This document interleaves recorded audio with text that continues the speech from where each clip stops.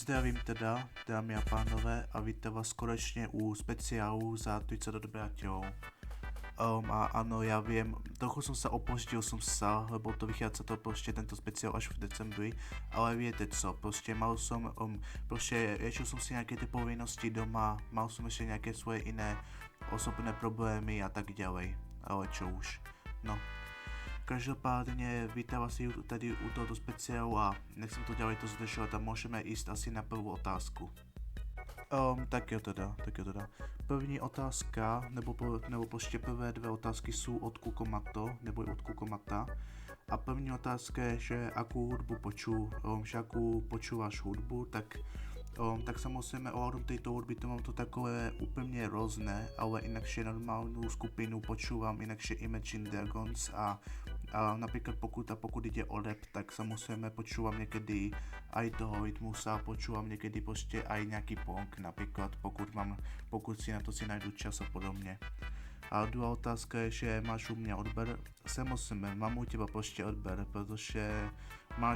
protože videjka máš celkom fajnové, sice ty Fortnite streamy moc nemusím, ale videjka takové jiné věci máš v pohodě, tady máš tak dôkaz, pohoda. Tak jo teda, ako další otázku, kterou tady máme, taky je od Horvexa a otázka znie, jaký máš názor na afroamerické lidi, nebo prostě ľudí. No, poviem to prostě takto, že pokud ty ľudia napríklad nerobia bordel anebo nekradnú, tak za mňa ty ľudia sú za mňa prostě v pohodě. To je tak jediné, čo ti k tomu môžem povedať. Tak jo teda. Další otázka je teda od Dipa, neboj prostě Golden Dipo, a ta otázka je, víš, čo je to fotbal? Tak akože o fotbale prostě nějaké ty věci prostě vím, ale asi prostě u toho fotbalu maximálně poznám len prostě toho Ronalda a toho Messiho. To je také jediné známé věci, čo môžem takovou toto povedať, ale ano, fotbal inak normálně asi poznám. Tak jo teda, další otázka je teda od Higher TV a otázka znie, natočíš někdy hororový Minecraft, tak určitě rád by som ten hororový Minecraft natočil, ale chcel by som to udělat takovéto takzvaně odlišné, že pokud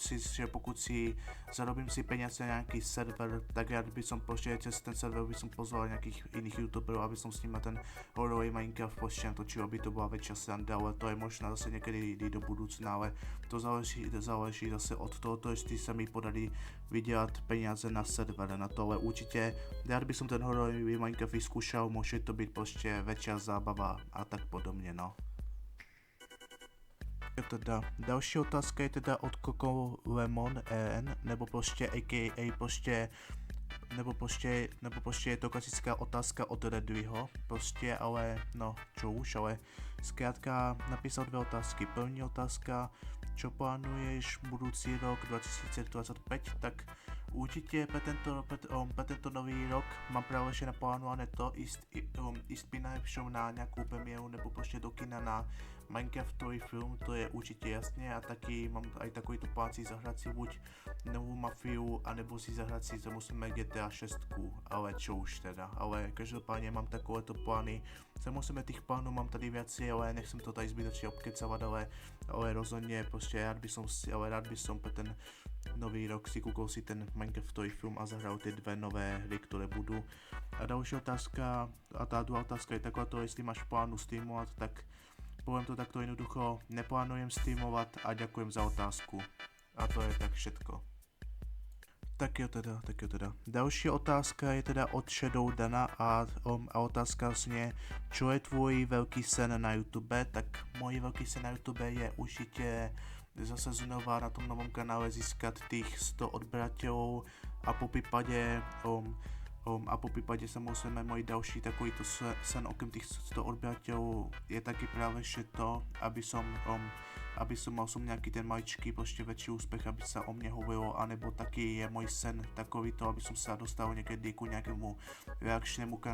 kanálu, aby na mňa nejak zareagoval, nebo tak nejako, ale to je zase vedľajšie, ale ďakujem ti za otázku a tady je moja krásná odpoveď na to. Tak jo teda. Další tentokrát ty otázky jsou tady od Atistada a první otázka je takováto, máš rád cigánov? cigánov práve že moc nemusím, ale dokážeme je rešpektovať a celkom to aj ujde, asi tak. A druhá otázka je takováto ovocie alebo zelenina, tak určite za mňa ovocie, to je jasné, lebo to má to akože takovéto lepšie chuť je to ovocie. Na rozdiel od zeleniny, kdy tá zelenina je niekedy taková kyslá a tak podobne. A teď je otázka Fortnite nebo Roblox, ani jedno. Skôr by som tam namiesto týchto dvou vecí by som tam dal napríklad CSko, takže za mňa asi CSko, ale inakšie proste ďakujem taky za otázky. Neviem, tá otázka bola taková divná, ale čo už, ale aj tak díky. Tak je teda. Další teda asi 5 otázok máme tady od Jiřího Viníka, nebo i od Joja. První otázka je, aký máš názor na svoje pôsobenie v reality show, tak samozrejme asi by som na to odpovedal takto, že niektoré tieto reality show boli dobré a niektoré zase boli takzvané špatné, proste niečo od toho bolo dobrého, jednou zlé, jedno špatné, ale inakšie by som to onotil, že asi proste takovéto myt, že to je takovéto myt. A druhá otázka, máš nejakých kamarátov v realite, po prípade koľko? Na túto otázku neviem ti zodpovedať, ale myslím si, že v realite mám iba jedného kamaráta a viac asi už moc nemám, ale viacej tých kamarátov mám skôr akoby cez internet než v realite, asi tak. Čo robíš vo voľnom čase, tak vo voľnom čase samozrejme proste chodím sa vonka sa prechádzať, že chodím na prechádzky, anebo klasicky vo voľnom čase sa hrám sa na PS5, anebo sa snažím sa venovať sa taký nejaký tým veciam, ako napríklad to, že napríklad kúkam nejaké tie filmy a podobne. A štvrtá otázka, no na štvrtú otázku neviem ti bohužiaľ odpovedať, za to sa omlouvam, ale štvrtá otázka, aký bol tvoj najobľúbenejší predmet na škole? Tak to je samozrejme jasné. To sú proste tie školské výlety, pretože každý máme radi školské výlety a školské výlety bol asi jediný najlepší predmet v tej škole. Inak všetko ostatné bolo asi za mňa sračka, že to bolo to takové špatné okrem tých výletov. Asi tak. A ďakujem za otázky ešte raz. Dobre. Ďalšie asi najmenej 4 otázky máme tady od pána Greenovce nebo i Greenovec a první otázka je takováto, urobíš niekedy videjko ochutnávok pitia? To akože, není to proste špatný nápad, ale skôr som zvyknutý robiť tie ochutnávky toho pitia skôr na Instagrame než proste na video, ale není to špatný nápad, niekedy keby sa mi podarilo našetiť peniaze na GoPročko, tak určite to rád to natočím a tak. A druhá otázka, aké je tvoje obľúbené pitie, tak pokud myslíš práve že v mojom osobnom živote, tak mám asi proste najradšej povedal bych to proste takto, že moje najviac obľúbené pitie je proste buď nejaký Monster Energy drink, anebo Red Bull, anebo Prime, to je moja takováto top 3, ale samozrejme taký si rád si dávam si niekedy proste kofou a Coca-Cola ešte a takové iné pitia. Aký je tvoj obľúbený mesiac v roku? Tak to je samozrejme u mňa jasné.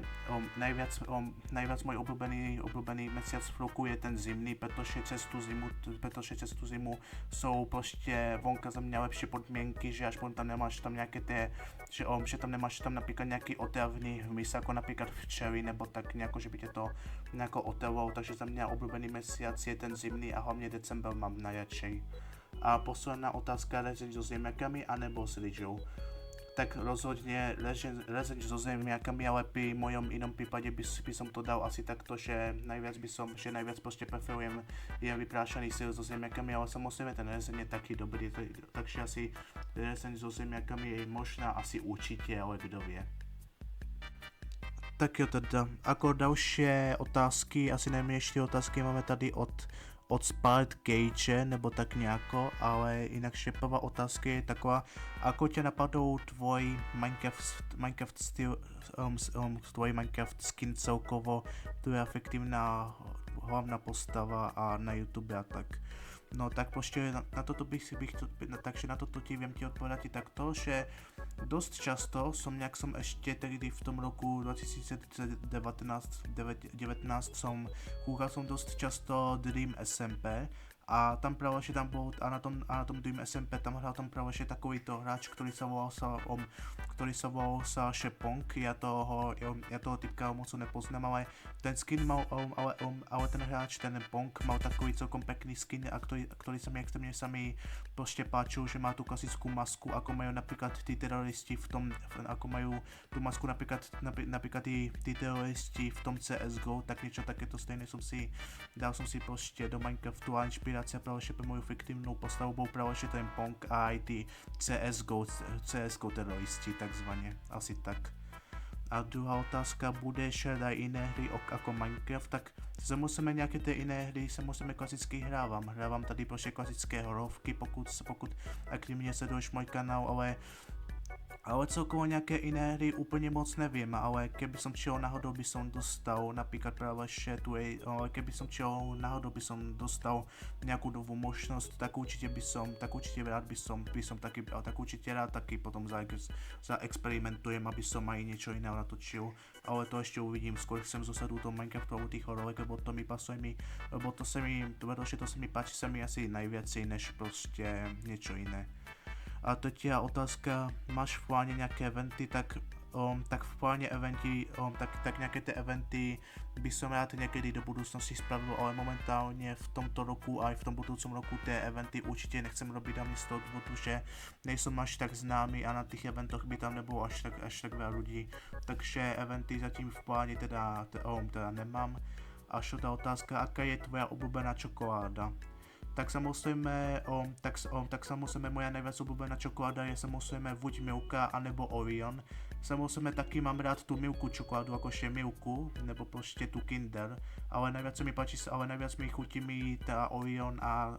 ta Milka a hovorím takto, Kinder čokoláda je samozřejmě taky dobrá, ale za mě ta Kinder čokoláda je občas v nějakých obchodoch takzvaně zbytočně drahá, aspoň podle mě, takže asi tak.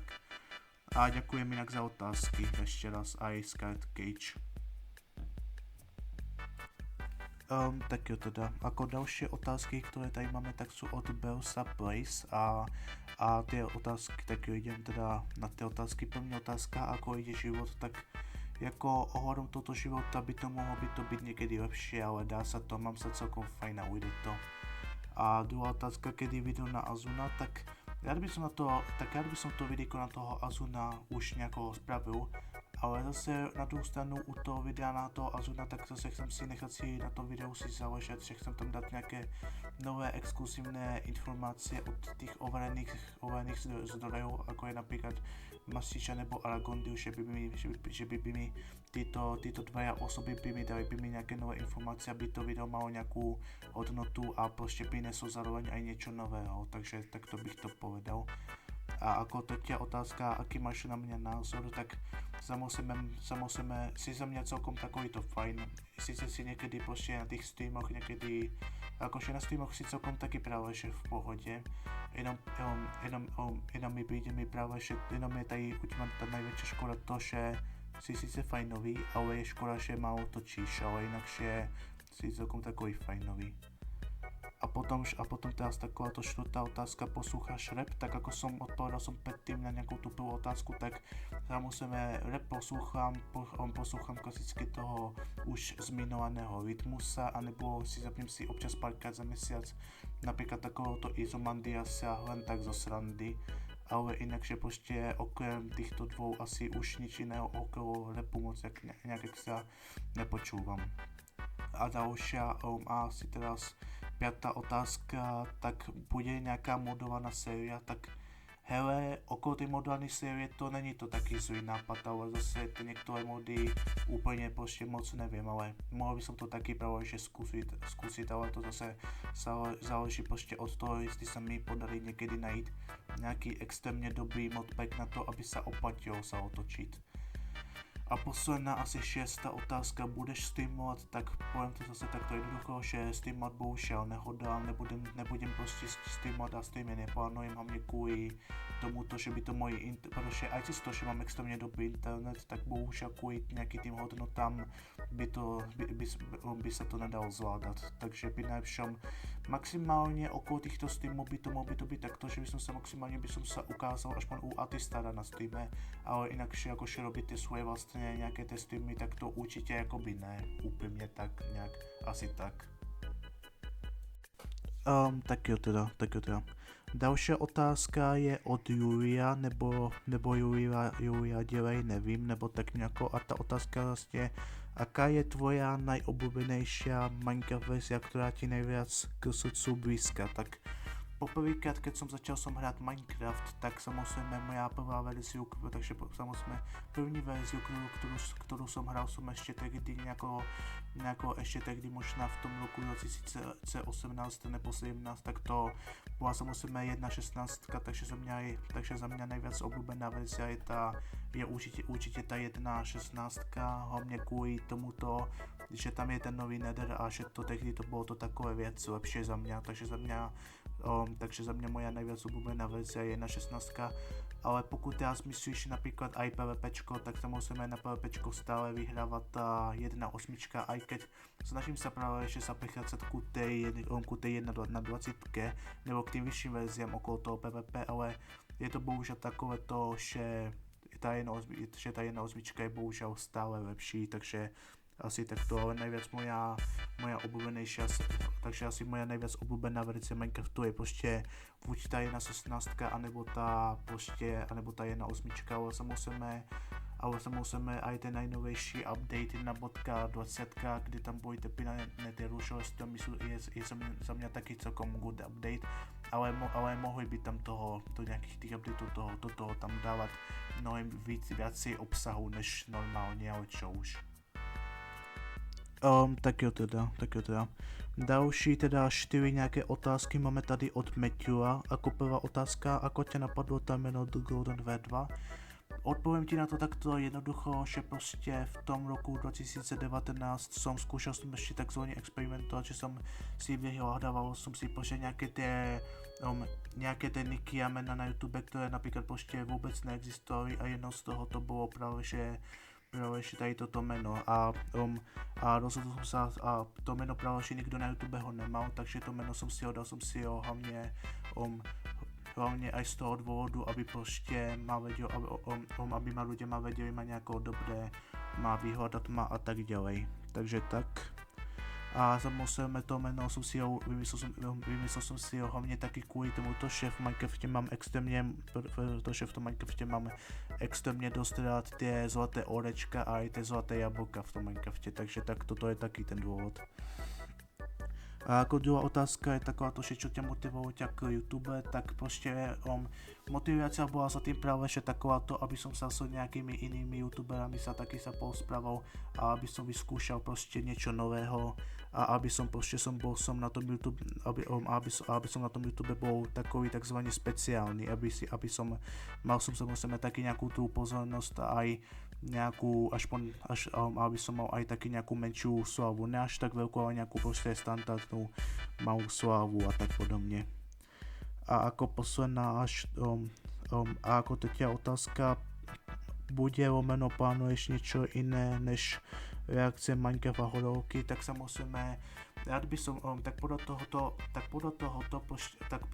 tohoto, jestli se mi podarí si našetřit si peníze na GoPročku nebo na GoPro kameru, tak rád by som vyskúšal by som to, že by som spravil nějaký ten prostě vlog, jeden speciální vlog, anebo že by som skúsil natočiť videjko o tej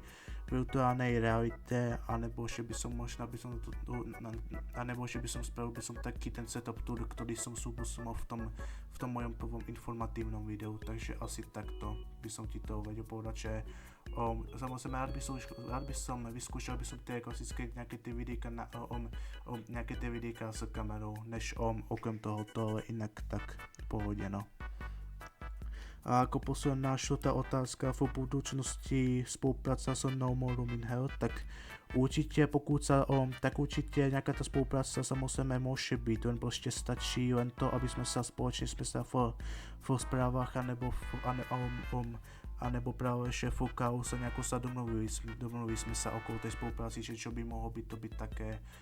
že jako by jsme si to obidve představovali a tak podobně. A děkujem za otázky do toho a i za peknou gratulaci. Tak jo teda. Táto další otázka sice opakuje, ale dám ju tu na kvůli tomuto, že tohoto jednoho člověka ho aktivně sledujem a mám u něho takový to menší respekt, takže toho prostě, takže tuto otázku od toho člověka takže zkusím na tu otázku prostě zodpovědat a to je ta, proč si začínal s YouTubem a jaké máš plány do budoucna, tak rád by som, tak samozrejme, ako som to pred chvíľkou som to zmínil, nejaké tie takéto plány do budúcna sú takéto, že rád by som skúsil, že rád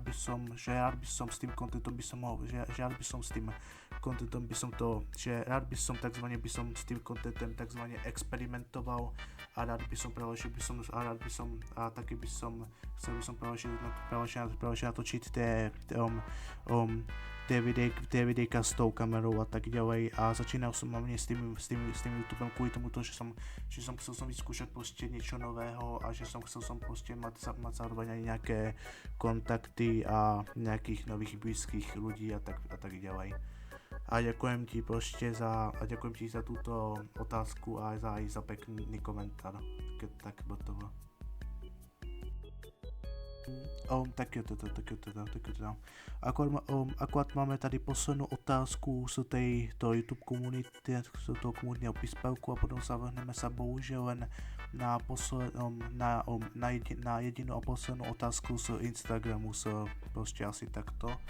Ale aby som začal, teda první otázka, je tu na takováto, bude niekdy face reveal.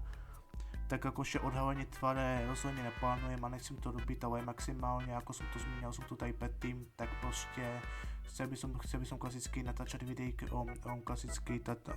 videjka s kamerou, ale s tým proste rozdielom, že rád by som tie videjka, by som je natáčal, by som je s nejakou maskou, ako majú tí teroristi v tom CS-ku, v tom té kukle, tak rád by som si kúpil,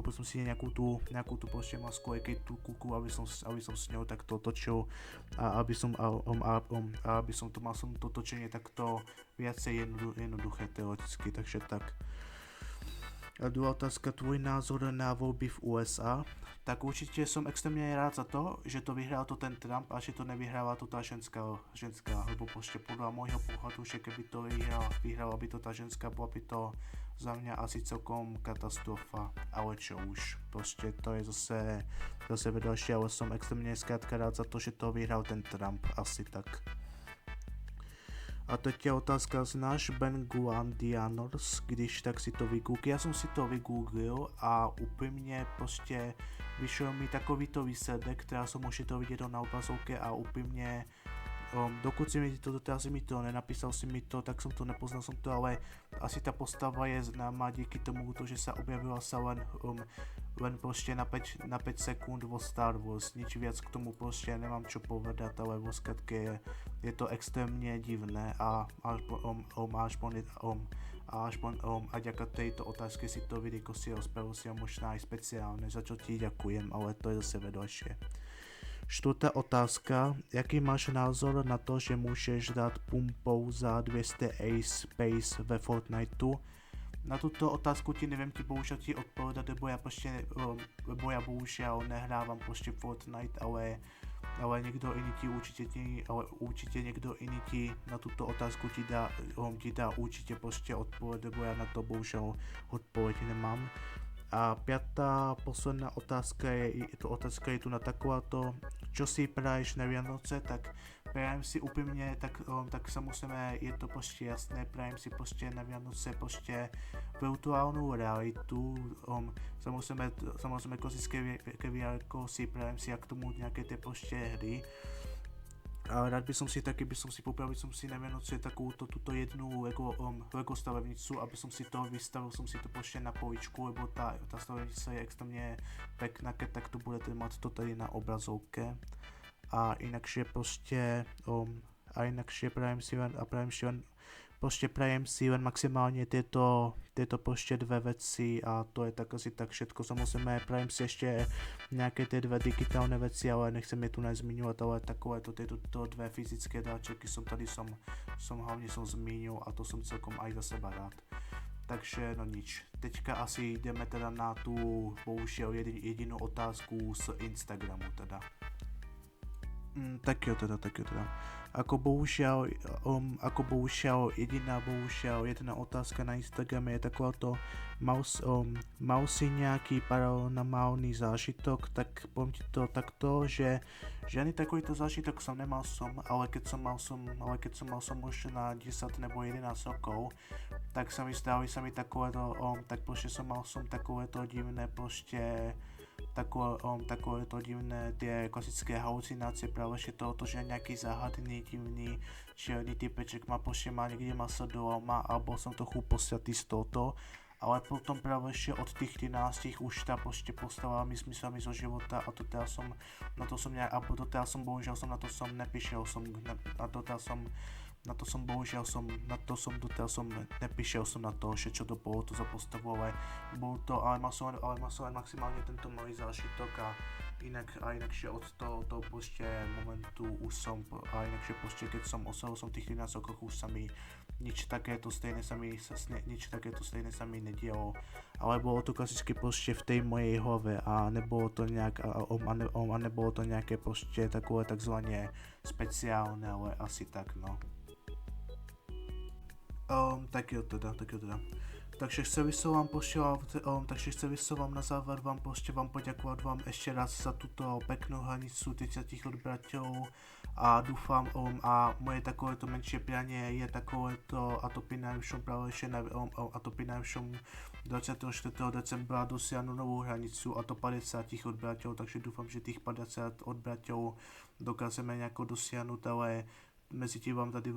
dávam tady veľké díky za tých 30 odberateľov, že sme to dokázali, a tak podobne, takže no nič. Dúfam, že ste si tady toto takovéto štandardné videjko ste si užili a tak a asi zatím čau.